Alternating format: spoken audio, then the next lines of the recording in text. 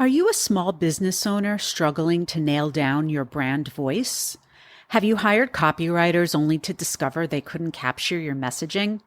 If that sounds like you, then you need to download my free resource, Discover Your Brand Voice in 3 Easy Steps. Once you complete these simple prompts, you will have a solid foundation for producing your business copy, whether you decide to write your own content or outsource it to a professional, like, say, me.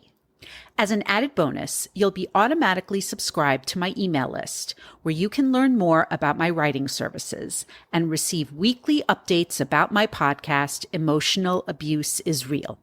Head over to the link in the show notes to grab Discover Your Brand Voice in 3 Easy Steps today. Trigger warning. This podcast episode features discussions of emotional, narcissistic, and financial abuse, as well as drug usage.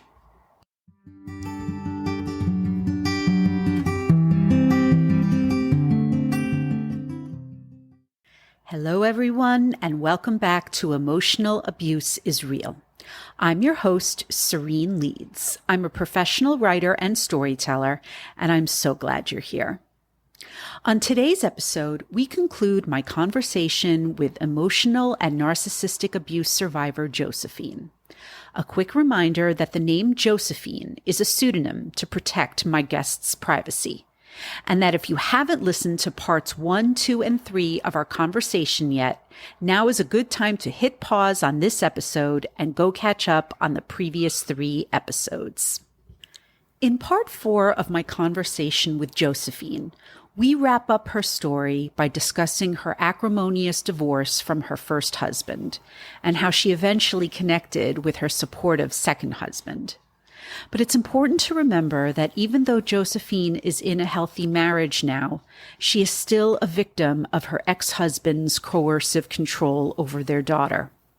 We talk about how the systems that should have protected her, like law enforcement and the court systems, have failed her and her daughter, and why victims must educate themselves as much as they can when separating from their abusive partners. I will say, however, that this episode does conclude on a positive note. Josephine offers some final words of wisdom for those still in abusive relationships, and she encourages listeners to seek help and to document and report your abuse, difficult as it may be to do in the moment. So please make sure you stick around for the entirety of the episode. But as always, before we get into the episode, I have a few quick announcements. Please make sure you're following me on Instagram and on Threads at Serene Leeds Writes. That's SarenLeedsWrites. And that you're subscribed to this podcast on either Apple Podcasts, Spotify, or on YouTube. Also, don't forget to support Emotional Abuse is Real by leaving a 5-star rating and by writing a review over on Apple Podcasts. I'd also like to remind you that Emotional Abuse is Real still has a Buy Me a Coffee page, and your donations are always welcome. That's because this podcast is a one-woman operation, and your donations help support the podcast's production costs. If you're interested in sharing your emotional abuse experience on this podcast, please either DM me on Instagram, email me at hello@sereneleadswrites.com, or fill out my quick and simple application form. I've left links to my Instagram, email, the show's application form, the Buy Me a Coffee page, and my free download, Discover Your Brand Voice in 3 Easy Steps, in the show notes. As with many episodes on this podcast, I must warn you that Josephine's story, once again, is not an easy listen. At the same time, I do believe that the more we share these kinds of survivor stories, the more people will feel empowered to stop emotional abuse in its tracks. Anyway, without further ado, here's the 4th and final part of my conversation with Josephine.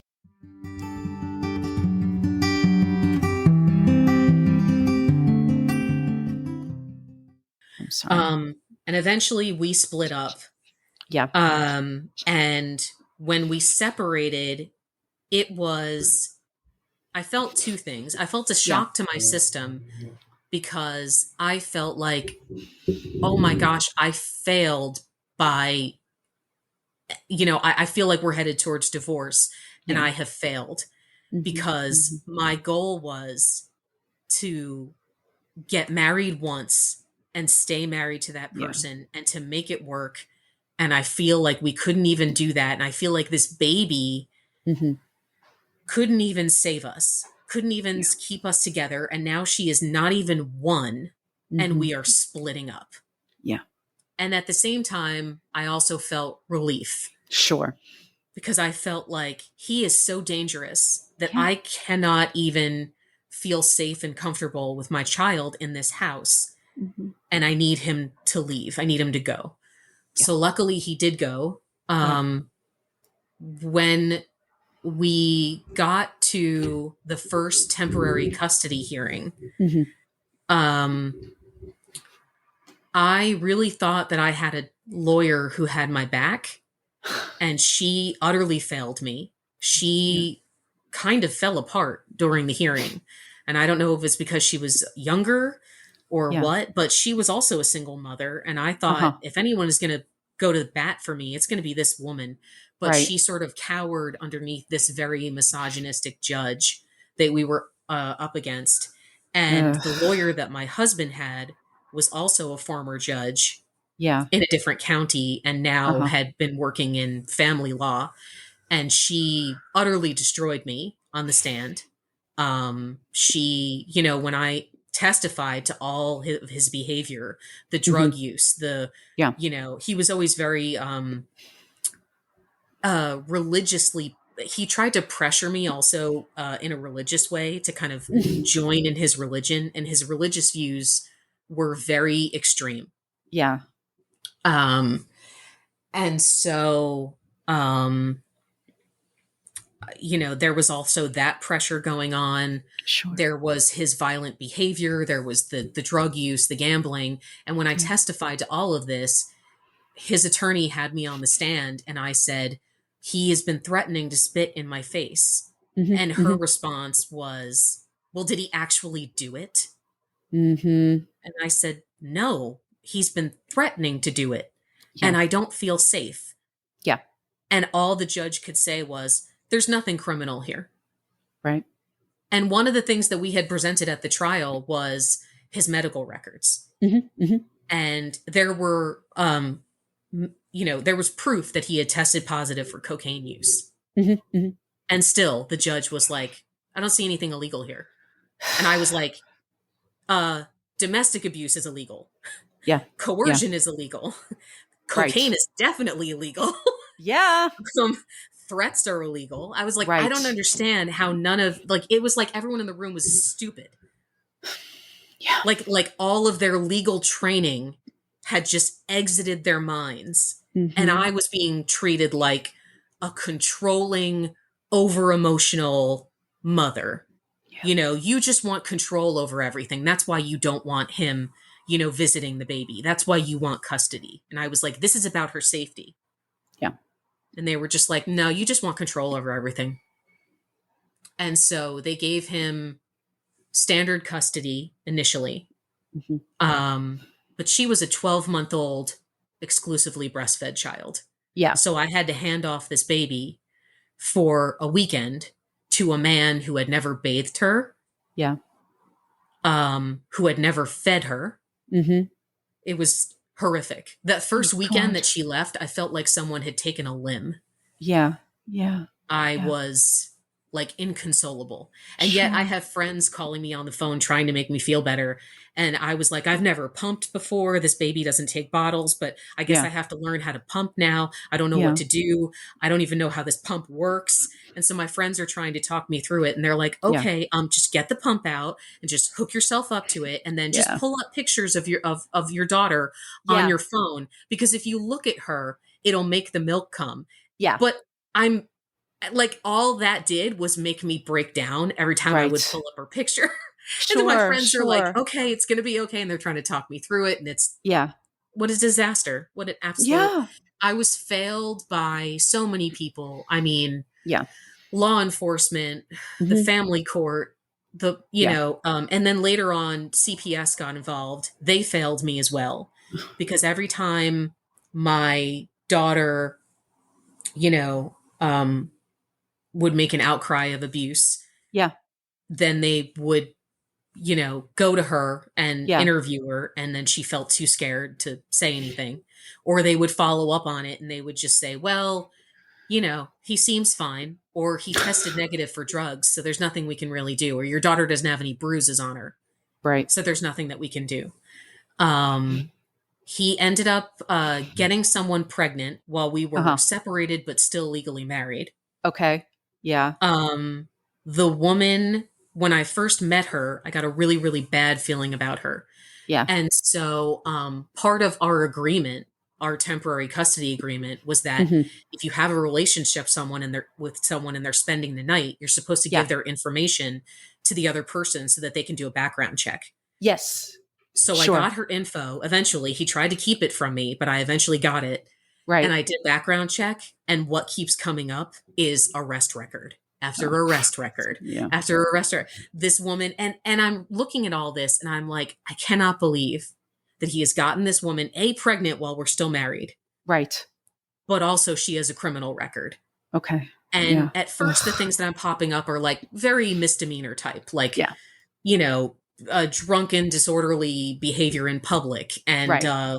minor theft. And I'm like, okay, this is not good. This is really not good. But Right. none of this is so terrible enough. And then I find the kicker. She Mm. has a felony on her record.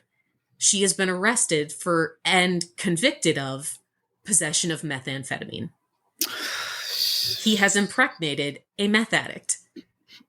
And he is now bringing this meth addict around my Your 1-year-old daughter. Yeah. Ugh.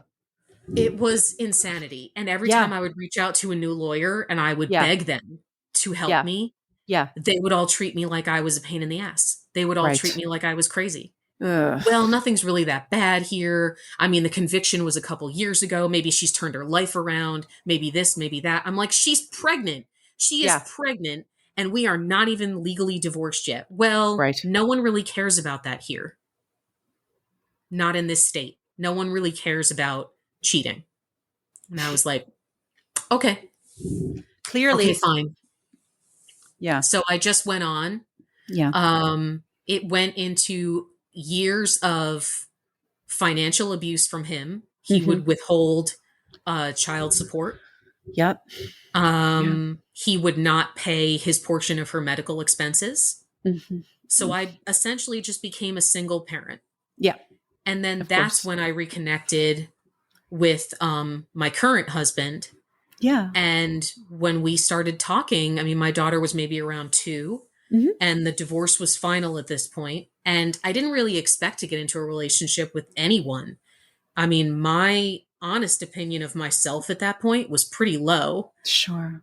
I was like, who would want to date a single mother of a young child with an abusive, drug addict for an ex-husband, Yeah. and get into this ugly mess that is my life? Like, who Yeah. would want to step into this? Yeah.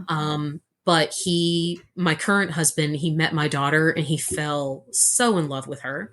And we started to all spend more time together, the three of us.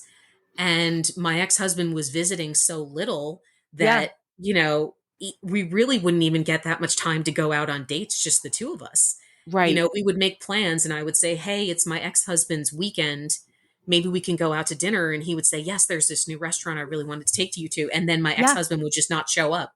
And I would say, I'm so, so sorry. I can't imagine how frustrating this is. And he's like, Yeah. I don't care. We'll just go the three of us. It's Yeah. fine. Oh, that's We'll have a wonderful. family dinner. It's fine. And Oh, it was like we were a little family. And he, that's so wonderful. started coming over more often. He started cooking us dinner because he knew how exhausted I was. He would, I worked at a job at the time where I would have to go to these city council meetings at Mhm. night. Yeah. And I was always wondering, what am I going to do with my daughter at that time? Sure. And he would say, I'll pick her up from daycare.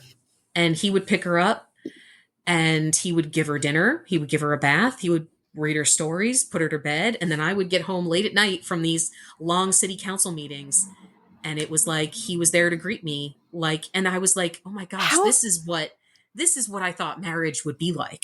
how amazing did that feel after all that time?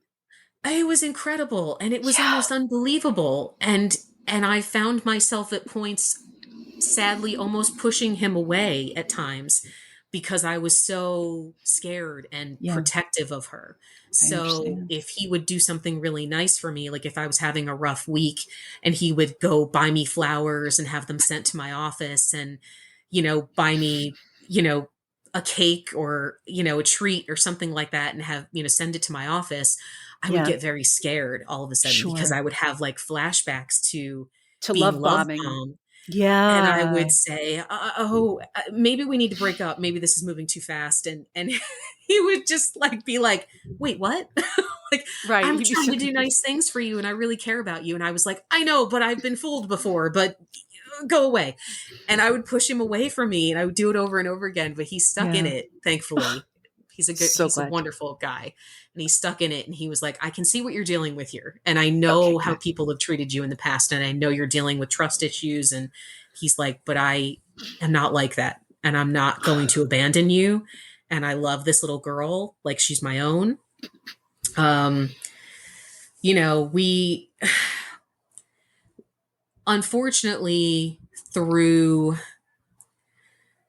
another venture into the family court and through I thought that I really had a good lawyer this time. Yeah. My ex-husband pulled are you familiar with the term Darvo? No. I think what it stands for, and I always mix this up, but it's this thing that abusers do and that, it stands for like defend. Oh, I Okay. can't remember it all, but it's like It's okay. defend something reverse. Attack, reverse victim offender. Yes, that's it. Okay. Thank you. Yeah. You're Um, welcome. and so that's something very common Okay. for these parents to do in court. I'd say most Hmm. times it's often used by fathers when Hmm. they all of a sudden realize that time may be taken away from them because they weren't doing what they were supposed to do. Yeah. They flip everything in court and make it your fault. Oh, yeah. And they flip it around and they say, well, it's not that I didn't show up. She didn't let me have the time. It's not that I Yeah. don't want to have a relationship with my daughter. It's that she is keeping me from having a relationship with my daughter. So he Hmm. flipped everything around on me when we went back into court and my daughter was maybe around 4 years old. Yeah. Um, and the judge, a different judge this time, but the Yeah. judge treated me again like dirt. She told me that I had wasted her time. Um, and she gave him, instead of taking time away from him, she gave him more time with my daughter. And then she punished me by having me pay his legal expenses. Oh God, how awful. It was terrible. And this was all That during is the terrible. pandemic too. Right. Right. So things were extra stressful. I mean, Yeah. I had just come off of maternity leave because my current and husband and I had a baby Right. at the end of 2019. So I Hmm. was just Hmm. coming off of maternity leave. We thought things were going well. We had this happy little family with Right. our daughter and our son.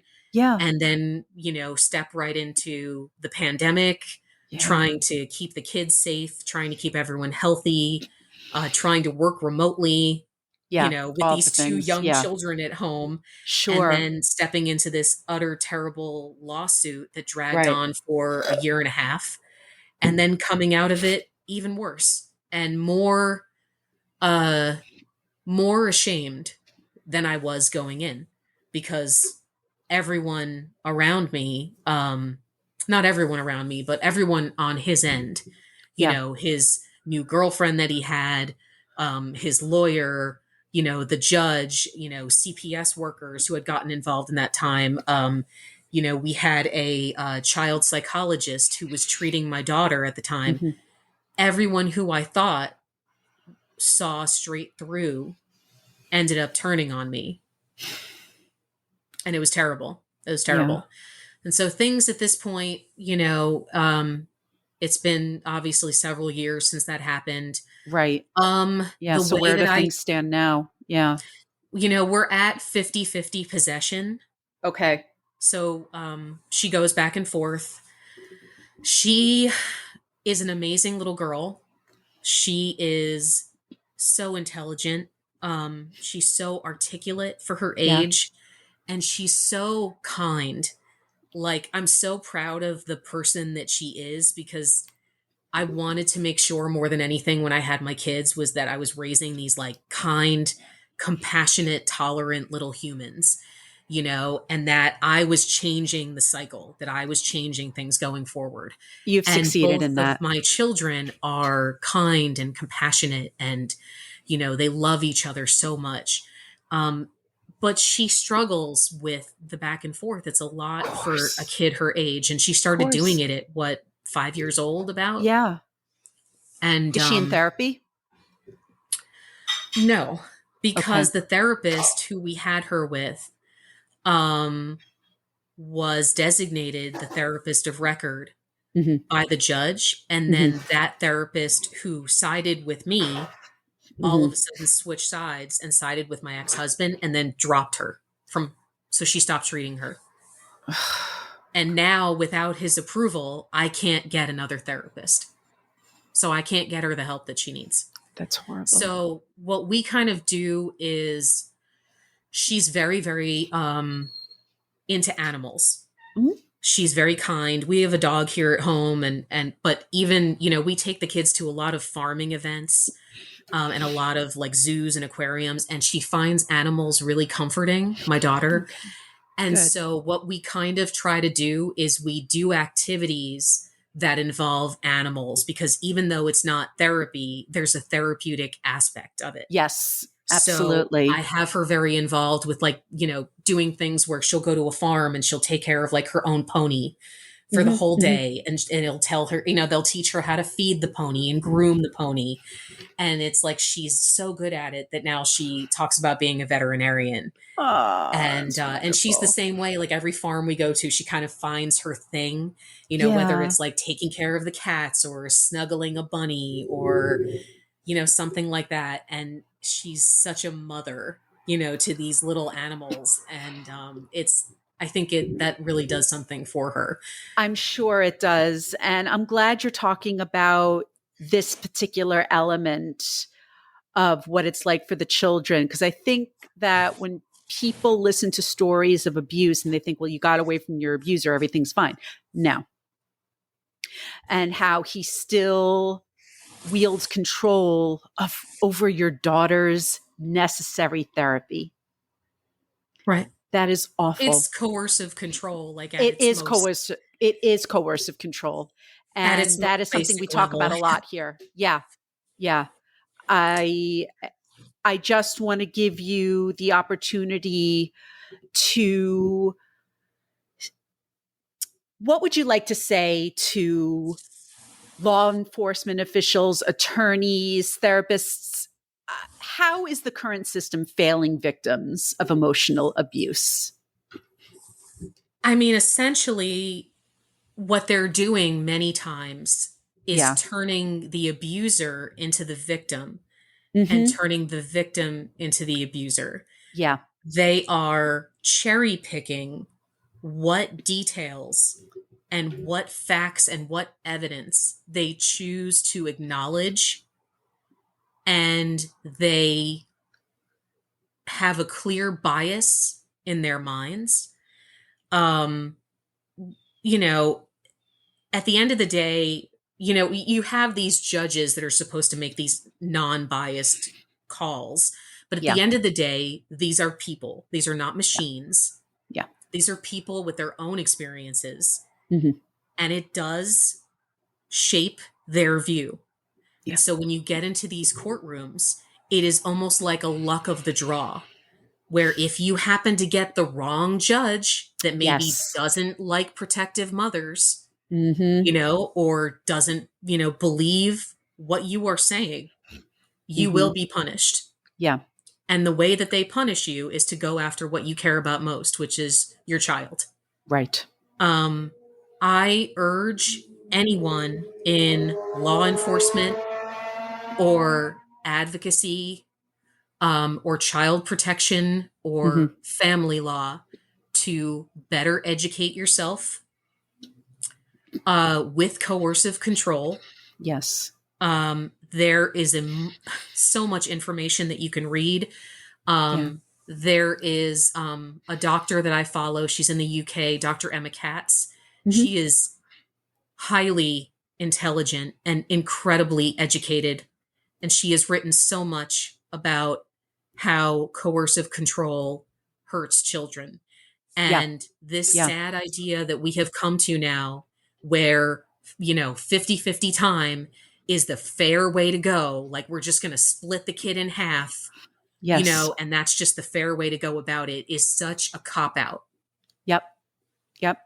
That is what I hear so often whenever I talk to people who have to co-parent with their abuser. Yeah. It's awful. Yeah. Yeah, it's really a struggle every single day.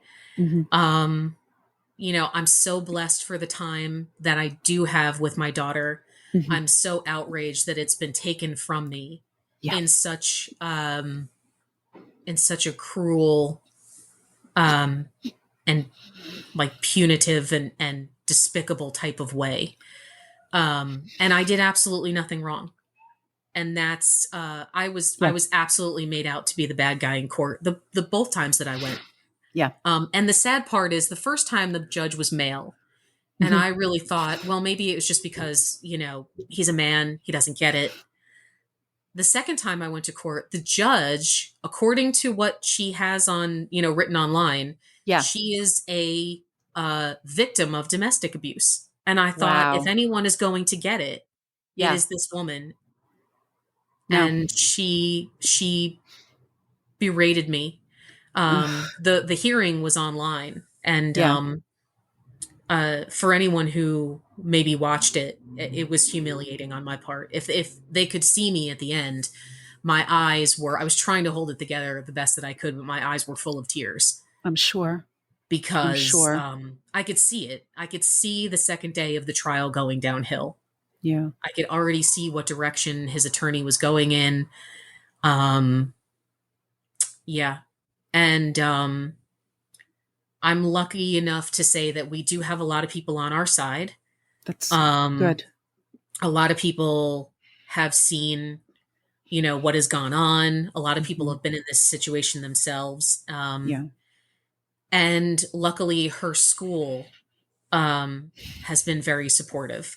Oh, We that's are very, wonderful. very active in her school. So her Good. guidance counselor has been supportive, her principal, her teachers. We always have a conversation with them about, please come to us if you see any concerns at all, if you see a change in her behavior, if anything happens when she's not on the weeks with us, Yeah. please let us know right away, because Yeah. her health, her mental health and well-being is our biggest concern. Sure. Um, Sure. so that's it. We just take it day by day. You It's have it's to. not easy, but No. And I'm so sorry that that is your reality. And I just want to give you one final opportunity. If there's anything else that you want to share with my listeners, anything else that we didn't touch upon, please. sure. I guess what I could say is, regardless of what type of abuse you have encountered, whether it's emotional or physical or Hmm. sexual, it is 100% not your fault. Hmm. It is never Yes. your fault. Hmm. Um, I know how hard it can be to get up the strength to try to document these things Hmm. or to try to report them once they've happened. I do encourage people to do that, Yeah. because the more that you do document, it can create, it can show a pattern of behavior, Hmm. Hmm. and it Hmm. may help you in the long run. Yeah. But please know that there are people out there who are supportive. There are support groups.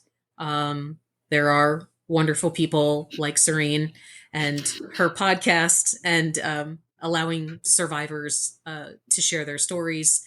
And there's a wealth of information, but you just have to search around, I think, until you find your right circle of people. Yes. And I do have episodes on coercive control and with family law attorneys who do specialize in emotional and narcissistic abuse. So those episodes are available if anybody needs to listen to them. As always, reach out if you want me to just send them to you directly. Josephine, I just want to thank you for your candor, your bravery, and for your love for your family.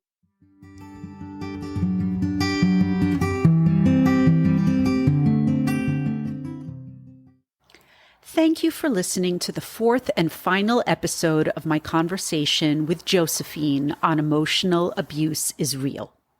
If you would like to be a guest on the podcast, please reach out via email at hello@sereneleadsrights.com, through Instagram @sereneleadsrights, or fill out my guest application form.